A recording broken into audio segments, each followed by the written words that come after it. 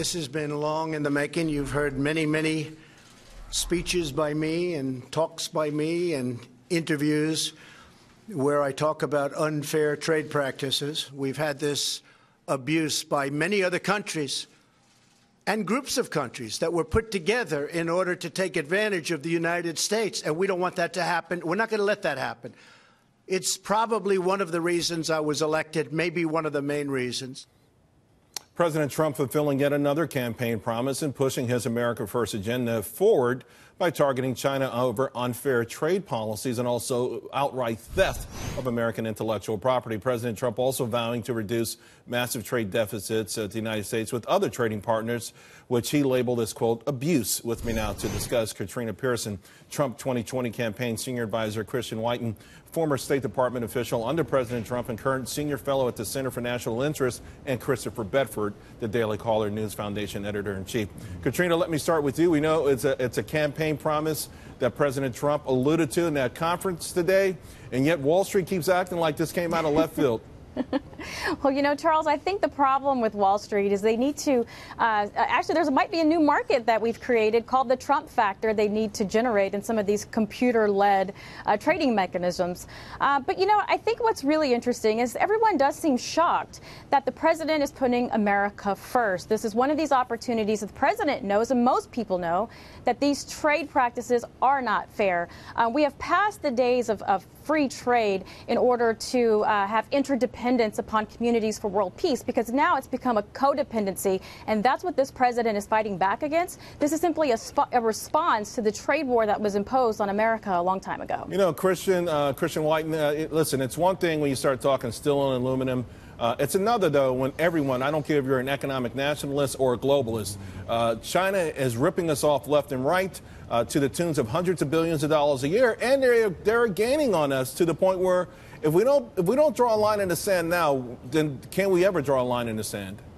That's right, and that's one thing the White House wanted to emphasize, with that this isn't just sort of out of nowhere. This is a reaction to very serious and very effective Chinese mechanisms of stealing our intellectual property, of forcing U.S. businesses into joint ventures where they have to give away intellectual property at less than correct economic values. This is something China, incidentally, has been doing since the 19th century. Of course, none of our elite seems to bother to notice it, but sort of selling this access, luring companies by this major market, but that never comes for free.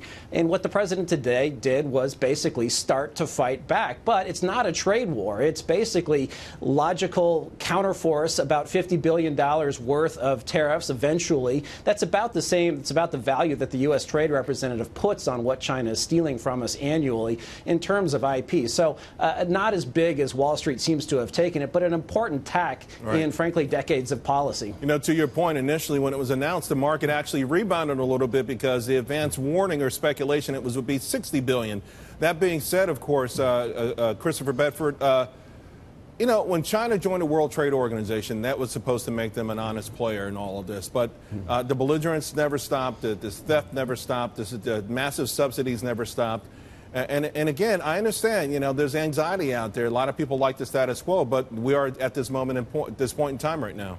Yeah, and a long time coming, as the president said, is an understatement. He's been talking about unfair trade practices for every one of his decades in public life. And China has been underestimated repeatedly by our business community. The thought that doing trade with them would help to make them a more free country and open them up. And actually, they used it to install one of the most powerful leaders, the most powerful leader they've had since Mao. And a lot of Republicans and Democrats, both sides of the aisle, and economists, they've been pushing the idea that the greatness of America is $100 cheaper on an iPhone or cheap goods sold to people who are paying for it with unemployment benefits and food stamps. When in reality, the things that make America great are industry and our ideas, and China has been using our industry to steal our ideas and outcompete against us all the time unfairly. Real quick, Katrina, though, you know, the political pushback is going to be that their initial reaction is that Americans will lose jobs because we don't have manufacturing plants or steel plants and some of the other things initially. You think Trump voters are able to deal with that? I think Trump voters voted for exactly what the president is doing.